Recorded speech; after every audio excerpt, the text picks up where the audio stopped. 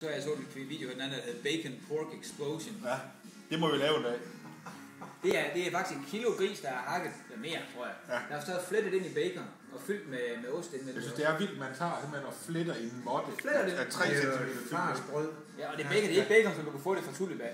Nej, det er jo sådan, at du kan få one egg range og... Det er bare sådan en høvl, så der er høvl en gris. Jamen det er jo, du kan få op til 6 mm tyk bacon. Ja.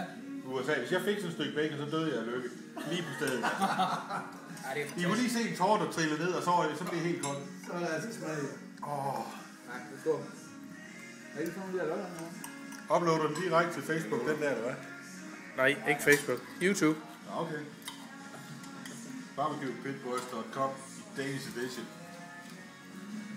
Store kødfyldte næver. Der er masser af løg. Ja, løg. Løg til mig. Jeg skal også have noget løg. Kom, giv mig løg. Løg er godt. Løg er fedt. Vi mangler en eller anden, der sidder og spiller bluesguitar nu her. En stor nære. Ja, eller bare en lille nære, bare en nære. Det er fuldstændig ligegyldigt. Størrelse er ikke vigtigt.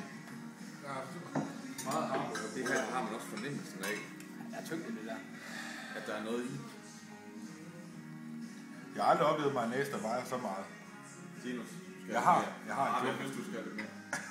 Det er bare kvast i ansigtet med det samme. Nej, jeg kan ikke have mere af det der. Puha. Så er ikke plads til pandekager. Nej, det er det. Det er meget vigtigt.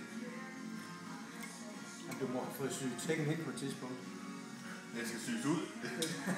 Der skal en mere på. Altså.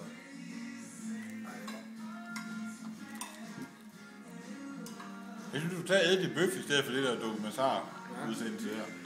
Så æder jeg den. Det er rent spise med prise. Paul Thomsen.